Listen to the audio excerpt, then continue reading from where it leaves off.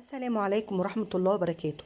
هنعمل النهاردة كوبيبة شامي بطريقة جديدة. زي ما انتم شايفين كده، عندي كوباية برغل منقوعة، وعندي بصل، وعندي بطاطساية مسلوقة، وعندي صدرين فراخ.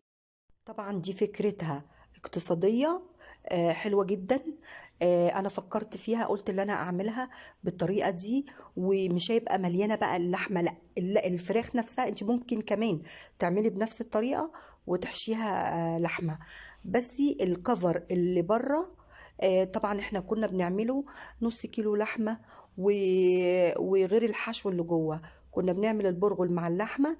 لا، المرة دي انا هعمل البرغل من غير لحمة ولا فراخ، الكفر بس الخارجي هحشي. بس انا دلوقتي فرمت البصل وحطيت البرغل، صفيته كويس جدا عشان ما يبقاش فيه ميه وما يبقاش عجينه، يعني يبقى ماسك نفسه. طبعا هنحط لها دقيق، انا ما قلتش المقادير قوي، بس هنعملها مع بعض ايه، خطوه خطوه. حطينا البصل وبعد كده حطيت البرغل وبضربهم كويس جدا. هقول لكم بقى عملت كميه اكل تحفه، وحطيت كمان بطاطسايه مسلوقه. عملت الكبابة الشامي، وبقيت الفراخ عملت بيها سمبوسك، وعملت كمان بانيه. بجد لو اتفرجتوا على الفيديو ده هتستفيدوا جدا، وكمان لو هتعملي عزومة بجد هيبقى حلو ومش هتكلفك كتير خالص. زي ما انتم شايفين كده، انا ضربت البرغل مع البصل، وهنزلهم دلوقتي في الطاجن اللي انتم شايفينه كده، عشان هبتدي احط فيه دقيق عشان العجينه تمسك معايا. زي ما قلت لكم الاول خالص كنت بعمل البرغل بالبصل باللحمه، كنت بحط نص كيلو لحمه. انما دي طريقه تانية غير اللي احنا عملناها قبل كده. حطيت 3 معالق من الدقيق، وحطيت كمان توم باودر، وحطيت قرفه. دي اساسي، القرفه دي بتخليها تحفه، وبابريكا، وحطيت ملح وفلفل اسود. دلوقتي البابريكا هحطها، وهحط التوابل، بقيه التوابل.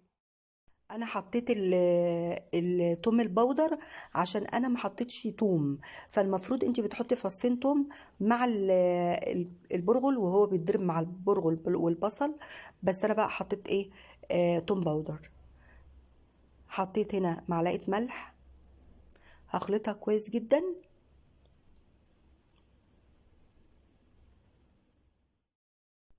بحيث ان هي ايه، تبقى عجينه كده، ما تبقاش بتلزق في ايدي، تبقى ماسكه كده. ده يعتبر الكفر بتاع الايه، الكوبيبه من بره. ده الكفر، بصوا عامله ازاي، ما بتلزقش خالص وتحفه. هسيبها على جنب، وهبتدي بقى ايه، افرم صدور الفراخ. بصوا دي صدور بانيه بقى، اللي انت عايزاه ممكن تحطي. ده يعتبر كده اقل من النص كيلو. عملوا لي والله بجد بامانه الكميه اللي انتوا هتشوفوها دلوقتي. بس انا طبعا ما نزلتش البانيه، هبقى انزله لكم. طبعا انتوا شايفين الفيديو طويل قوي، فانا هوريكم وهقول لكم فكره البانيه عامله ازاي، وكمان السمبوسه اللي انا عملتها ازاي.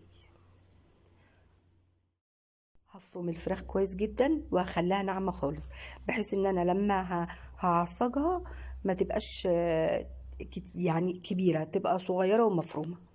زي ما انتوا شايفين كده، عندي هنا حطيت معلقه سمنه، وحطيت بصل مفروم. الطبق اللي احنا سبناه بقية البصل حطيته يدي اللون، وبعد كده هنزل ايه، الفراخ المفرومة. انا شلت منها شوية زي ما انتم شايفين كده.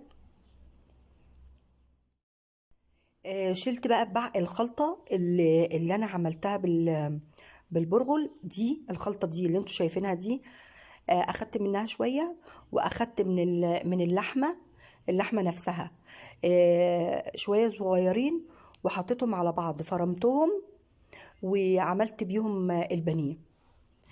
بصوا انا بقفلها ازاي. دي الكوبيبه ما شاء الله حلوه وتحفه، وبصراحه يعني بصوا اقتصاديه اقتصاديه.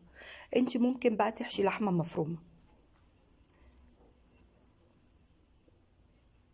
زي ما انتم شايفين كده، هي الفكرة اللي انا قلت لكم عليها عشان ايه ما تروحوش في حتة تانية.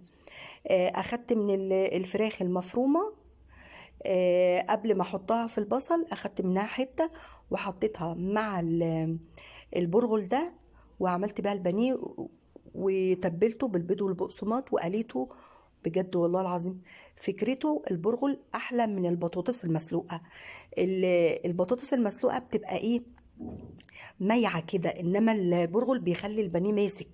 ما شاء الله كان حلو قوي قوي قوي. زي ما انتم شايفين كده، هخلص بقى الكميه بتاعت الكوبيبه وهرجع اوريكم بقى الكميه كانت عامله ازاي. كميه كبيره ما شاء الله. زي ما انتم شايفين بصوا الكميه عامله ازاي، وممكن تصغريه بس هو صغير، بس الكاميرا مبيناه كبير.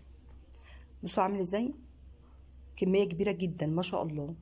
وفات كمان شويه الفراخ معصجه. دلوقتي هبتدي اقليها. ما شاء الله عشان عجينتها حلوه ما فكتش معايا. لازم تصفيها، لو ما صفيتهاش كويس البرغل هيفك معاكي.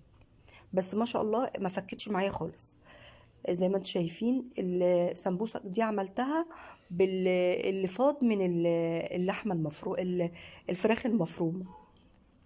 بصوا من جوه عامله ازاي، تحفه، وريحتها القرفه مخليها فظيعه. بصوا عملت ايه اهو، وعملت البانيه ده بقى بصوا تحفه، ماسك نفسه ما شاء الله، جميل جدا جدا. ممكن تعمليه زي الاقراص الهمبرجر، هيبقى خطير بجد، حلو، عجبني جدا جدا. وهنا كمان بقيت الكميه بتاعه الكوبيبه، قلت بقى ايه اعمل طبقين لو في عندي عزومه او اي حاجه كده. بقى جهزت الفطار بتاعنا، شلت بقيه الكميه. بصوا عامله ازاي، عملت المكرونه بشاميل زي ما انتم شايفين كده، والبانيه والكوبيبه كمان السمبوسه. وعملت طبعا طحينه بجد. دي تنفع حلوه جدا للعزايم، لو هتعملي عزومه هتشرفك جدا. يا رب النهارده يكون الفيديو عجبكم، ولو عجبكم ما تنسونيش بقى باللايك والشير والسبسكرايب. شكرا والسلام عليكم ورحمه الله وبركاته.